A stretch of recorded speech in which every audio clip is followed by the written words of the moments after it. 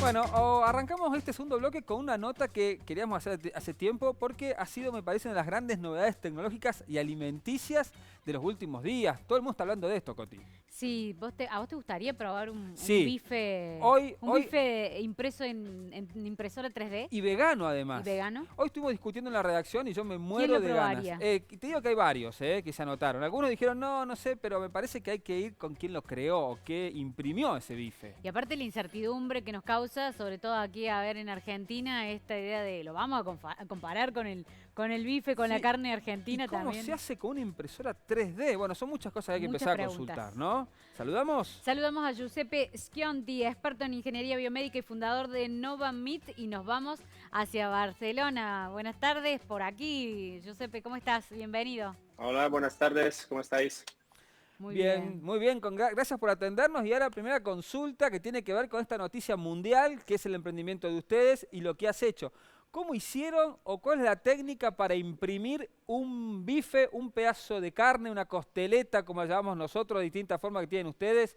Contanos un poquito cómo es ese proceso. Bien, sí, no empecé desde un día y simplemente me levanté por la mañana como con una idea nueva, ¿no? Sino que llevaba 10 años construyendo órganos artificiales. En particular, estaba 10 años en varias universidades construyendo lo que son los tejidos del cuerpo para uso biomédico, es decir, para regenerar órganos humanos o para órganos y tejidos animales, para uso veterinario.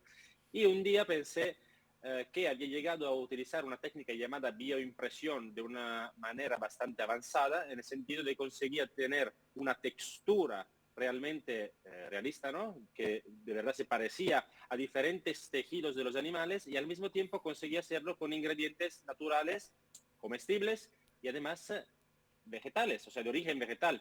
Y entonces pensé de llevarlo a grandes chefs, lo pregunté a Ferran Adrià, lo pregunté al Celler de Carroca, que son los dos, bueno, restaurantes y chefs mejores del Ujú. mundo durante muchos años, y pensé de preguntarle, oye, ¿esto que hago puede tener sentido? Porque todo el mundo hace hamburguesa vegetal, pero nadie sabe hacer un bife. ¿Por qué nadie sabe hacer un bife? La razón es porque es muy complicado. Y entonces con esta tecnología que veis en pantalla, creando microfilamentos y microfibras que imitan de las microfibras del músculo animal, pues se consigue hacer algo de verdad muy realista y además tenga los ingredientes, las propiedades nutricionales que estén ya muy interesantes para alternativa a la carne. Esto quiere decir que para cuando nosotros masticamos vamos a tener como la misma percepción de esa fibrosidad de una carne vacuna. Sí, nosotros tenemos varios prototipos. El pollo, ¿no? Como una especie de pechuga de pollo, ¿verdad? Solomillos de cerdo y también tenemos el bife, que es el más complicado. Entonces, el pollo ya, de verdad que yo no lo sé distinguir. Sinceramente, le Mm. hemos preguntado a los mejores chefs del mundo. Nosotros trabajamos con algunos de los mejores top 10 del mundo y pensamos que ellos nos han dicho que nunca han probado algo parecido vegetal. Pero el vacuno es el más complicado. Mm. Entonces, para la carne argentina, o yo soy de Italia, ¿no? Una fiorentina también, un Claro. corte italiano muy complicado, o el de Japón, el wagyu, para hacer estos cortes, obviamente tardaremos tiempo y quizá no alcanzaremos nunca algo exactamente igual. Ujú. Pero la verdad es que se llega un momento en el cual tienes, como si fuera una metáfora, ¿no? Un coche a petróleo y un coche eléctrico. Al final no son exactamente lo mismo, ¿no? La experiencia no es exactamente la misma. Pero quizás llegas al día que las personas prefieren un Tesla a lo mejor un Toyota, ¿verdad? Claro. Porque quizá acelera más. Entonces, no es solo imitar, sino no es solo hacer un sustituto, una imitación, sino jugar y crear algo que a lo mejor puede saber muy bueno, incluso mejor que la carne para algunos de los consumidores. Estoy viendo las imágenes y no dejo de estar sorprendido, ¿no? Sobre todo porque acá en Argentina para nosotros comer un bife es como una religión. Ujú. ¿Con qué materiales vas creando ese tejido y qué le aporta el gusto cercano o que se asemeje a lo que es el gusto de la carne vacuna? ¿Qué materiales trabajás para llegar a ese producto final? Sí, entonces, muchas veces uno piensa que la creatividad solo es empezar desde cero y crear algo, ¿no? La rueda otra vez. Entonces, la parte novedosa realmente es la textura. Nadie sabía hacer esa textura parecida a un corte fibroso. Pero el sabor ya están esas empresas que hacen hamburguesas vegetales que son de verdad increíbles.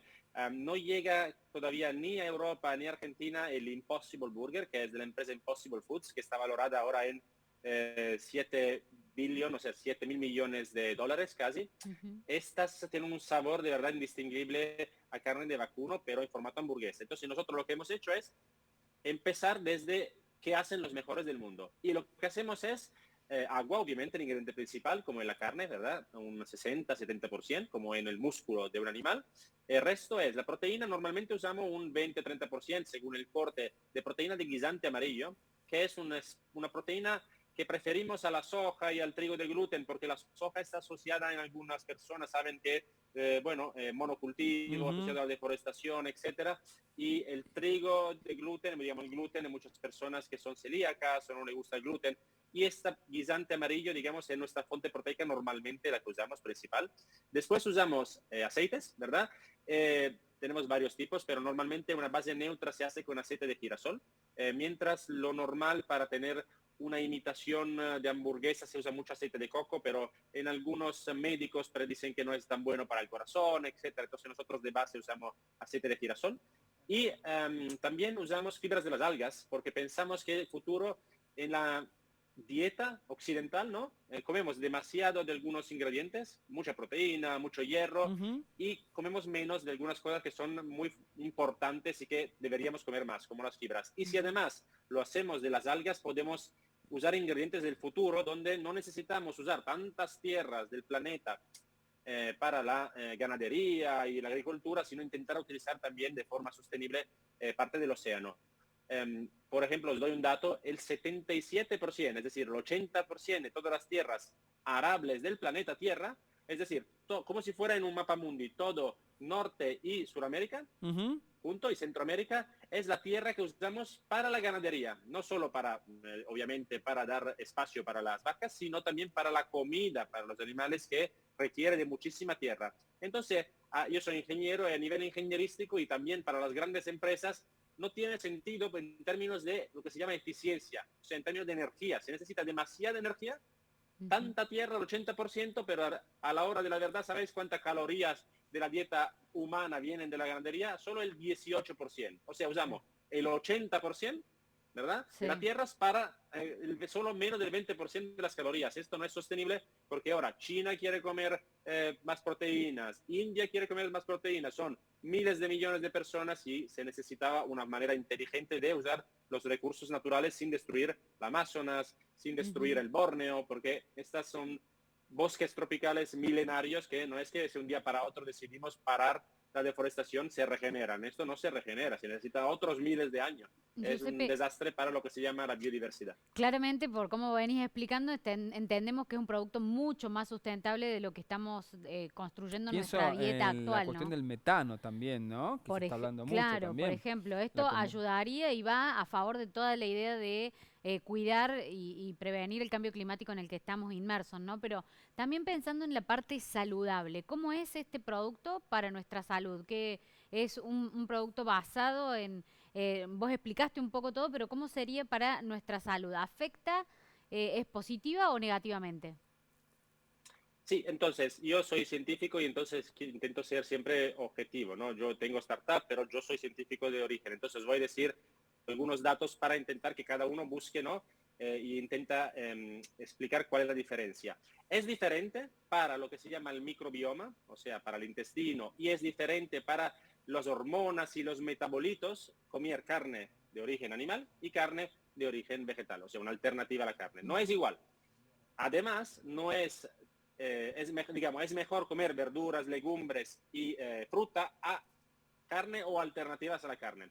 No es esto mejor ni que la fruta, ni la verdura, ni la legumbre. Es parecido a la carne, pero tampoco exactamente igual. Hay un artículo de Nature, que es la revista científica con más, digamos, más Prestigio. respectada del mundo, prestigio del mundo, que define que hay hormonas diferentes que se liberan según el tipo de carne y lo que falta es estudios que demuestren que de verdad la carne vegetal es mejor, pero ya se están haciendo varios. Entonces, en Netflix, por ejemplo, está Game Changers, una serie que grandes atletas como como Lewis Hamilton, que ha ganado, creo, 7 o 10 mundiales, o Djokovic, estos atletas que son como tiranos, ¿no? Como dictadores del deporte, son vegetarianos o veganos. Es decir, que no solo no afecta, sino parece que para algunas personas o para estos superatletas, recuperar las proteínas y la energía puede ser incluso mejor. Por ejemplo, Tom Brady tiene 42 años, si no me equivoco, y acaba de ganar el Super Bowl número, no sé, un récord mundial, y Tom Brady, que tiene 42 años, es plant-based, digamos, o sea, come vegetal. Por lo tanto, se están haciendo estudios que demuestran que no solo no tiene colesterol, sino a diferencia de la ganadería intensiva, la ganadería intensiva es diferente de la ganadería familiar, ¿de verdad? La ganadería familiar muchas veces se tratan los animales de una forma, se da cierta comida, pero la ganadería intensiva es el 90% de lo que uno compra en el supermercado. Entonces, comparado con la ganadería intensiva es mucho mejor, porque un exceso de hierro, o sea, la carne procesada y la carne roja son probablemente la carne roja y ciertamente cancerígenos por el colon, un 18% más de probabilidad de tener cáncer de colon. Y además, el 100%, hubo un estudio en Estados Unidos que el 100% de las hamburguesas que estudiaron tenían trazas de bacterias de las heces, es decir, tenían eso, o un 2% tenían salmonela. Entonces no es tan difícil ser mejor que la carne de ganadería intensiva, y esto es lo que queremos sustituir. Giuseppe Chionti, no sé si lo pronuncié bien, ha sido un gustazo y la verdad que una de las notas del año. Gracias Patricia Jardín, nuestra productora también, que ha trabajado en eso con todo el equipo de Ciudad U. Charlar contigo, vamos a tener que repetirlo porque hay muchas cosas para que nos sigas contando un poco de esto que es Novomit y este desarrollo realmente increíble que han hecho.